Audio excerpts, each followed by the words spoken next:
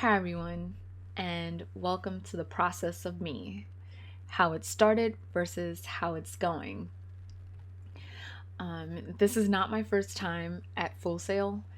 I was actually in the creative writing degree program, and I had the misfortune of having a professor who was not for me, to the point where I actually had to have him reported and recorded to prove that he might have been failing me on purpose. And that took a toll on me. I was close to finishing the degree. I'm talking about I was in Port 5.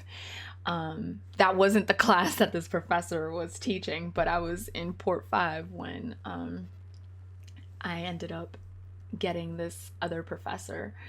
And it really messed me up. I suffer from depression and anxiety, and that whole experience had me questioning, you know, did I want to be a writer?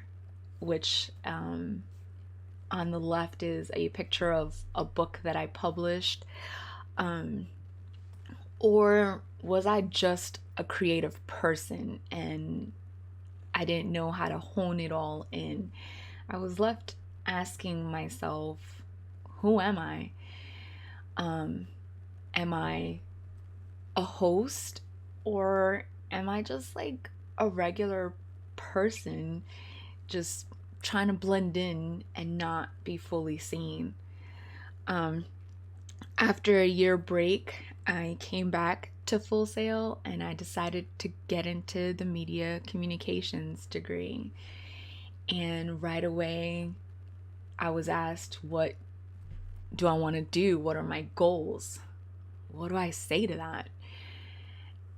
I wanted to be a streamer, but I'm too old and I do it for fun. I am a host. I can explain about my show and tell them where I want it to go, where I have it envisioned. Or do I just say that, I want a normal job, social media manager, an event coordinator, something, anything that would seem somewhat up my alley? I struggled with, what do I say and who am I, for majority part of my media communications degree. And I had no idea what to say because I was torn between, do I follow who I want to be, or do I blend in and be who people think I should be? I'm gonna give you guys a trigger warning. What I'm about to say next might give people anxiety, might depress people. So this is a trigger warning to mute me and skip forward to the slide that is green in color with my logo. But I have to say what I have to say next in order to understand the process of me. So this is the trigger warning. So please feel free to mute me if you have to. I completely understand. So 2020 happened. It happened to all of us, and some of us focused on COVID and lockdown and, being away from family. And yes, that was pressing on me. But what was most pressing for me in 2020 was the deaths. We lost a lot of great people and we lost a lot of innocent people. And it got me thinking, like, these people lived their lives with a purpose, and they lived their lives to try to make the world a better place. And that's what I want to do, whether it's in a small way or, God willing, a big way. I wanted to feel like I'm doing my part. And these are people that I looked up to, respected, admired, and there's certain people in these pictures that I felt bad for, because their lives were taken away from them, and we never got to see what they could have done even further from what they were already doing. Um, and that was a huge wake up call for me in 2020. It's these people that did something with their lives, and I'm trying to do something, but what exactly? It was driving me insane. Um, so I had to find my truth. What's my truth? I've always said that I am the Oprah of the nerd world. Um, that's always been my tagline, my go-to line, my line. I am the Oprah of the nerd world. What does that mean? Somebody had asked me once, well, what does the Oprah of the nerd world do? And I said, well, the same thing Oprah does, except for the nerd community. I give a spotlight for people to tell their stories.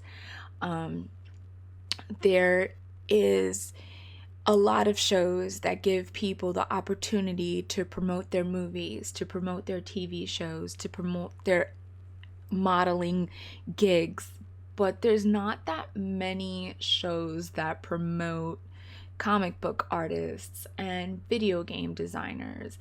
And yeah, we have comic book movies, but who are the people behind those comic book movies?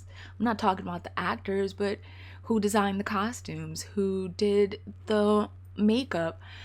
Those are the people that sometimes go unseen. And as the Oprah of the nerd world, I have provided a platform for those people to be seen. I host the Late Night Nerd Show on YouTube and now on Facebook Gaming. And I've interviewed everyone from different walks of life. Well, not everyone, but I've interviewed people from different walks of life in these industries, whether they're just getting started or well established. And I realized I am a host. I am a streamer. I am outside the box. I am no way, shape, or form able to just blend in. I try. I do try.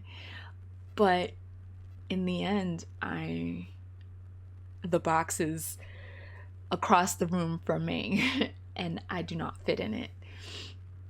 So I had to sit down and take a breath and reevaluate what that looked like for me now in 2020. So I took my old desk and I got a new desk. And I took my old monitors and I got new monitors and I got new lights. And I am trying to be unapologetic about who I am. I'm tired of people saying, but you're too old. Okay, so what? Like, I don't understand that anymore. Like, yeah, I joke about it myself. But I look at other people who are considered too old and what they're doing, and why does that have to be different for me when, I'm not in my 60s, 70s, or 80s. And not to say that that's old either, because I know 80-year-olds personally who are doing the same stuff I'm doing, but cooler. But I'm trying not to beat myself up for quote unquote starting late in life. I've had the extreme pleasure of meeting so many people. And yes, this slide panel looks like name dropping, and it kind of is. But it's not for you guys. This is for me to remember everything the High Heel Gamer has done. I've met Daryl Daniel from Run DMC, Ming Cheng from Kevin Smith's Comic Book Men, Cliff Bleszinski, Roy Johnson from Netflix's Daredevil. I was asked to be a voice in a cartoon that's being pitched to Nickelodeon, and the three gentlemen at the bottom are three pretty well-known Call of Duty players in the gaming community. And I say that for myself because as much fun as I have talking to these people that I did, me, myself, did, I also have equal fun talking to the game developer that just created their first game, or the comic book artist who, just got their book published, or the writer that, is being picked up, or the gamer that's like, hey, you know what, my stream is terrible, but I got somebody who commented on me on my stream and loved what I was doing. So for each of those pictures that are up there right now, there's a story of someone that's just getting started, and I've heard that story, and that to me is awesome, because I get to be one of the first people that hears the story, and I get to see the journey of them going from beginner to professional to succeeding, and I've seen it happen, and it's awesome to me. But as cool as all of this is, one of my favorite things came from a visit from my mother. Um, my mother is a very unique woman. I know we try not to do stereotypes, but my mother is 100% a Hispanic mom trope. She never understood, my uniqueness. And she came for Thanksgiving after self-quarantining. She came to see us, and I had to do a show that day. And she she saw the whole setup. She watched the whole setup, and my husband put the show on the big screen TV. He put it on YouTube on the big screen TV, and my mom, according to my husband, he said, your mom's face lit up like ear to ear, and she wanted to figure out how to leave comments because people were talking to me on stream as well, or on the show, on the show, and she wanted to know how to leave a comment. So my husband set her up, and she left that comment that you guys see right there, and it says, looking good, glad I can see you doing this. And when the show was over and she came in, and the first thing that she literally said was, oh, like, people actually watch you. And and I said, yeah, Mom, people actually watch me. And I don't know, to her, she's old school. She was raising me to be a good wife and mother, and she wanted me to get an education, but back then it was be a good wife and be a good mother. So for her to see that, and then she's like, oh, but people actually watch you, it was kind of surreal. And then in her head, she doesn't understand the degrees of what all of this is, so she went back and told my aunts, who are older than her, that I'm just like ninja and I have that kind of status, and I try to explain that I don't, but in their head that's who I am now. And sometimes I let it slide because it's funny and fun to hear, but that's like my moment right there. Out of everything, it's my mom trying to figure out how to leave a comment, and she now follows me and watches the show live, and then saying, oh, like, people actually watch you. It was a a great moment for me. So whether this hosting thing like officially takes off or not, and I don't know, I feel like it has taken off because I've done so much, and I'm beyond proud of myself and officially okay with saying what I do without feeling, for lack of a better word, an idiot. Sometimes I tell people what I do and I feel like an idiot, But it is what it is, and this is what I do, and it's what I love, and it's fun for me. By the time you guys see this, it'll be a little less than 99 days before I graduate. And that was the goal. I originally started this whole thing because I wanted to say I got my diploma. And in essence, it kind of didn't matter what the diploma was. I just wanted a diploma to say that I got my diploma.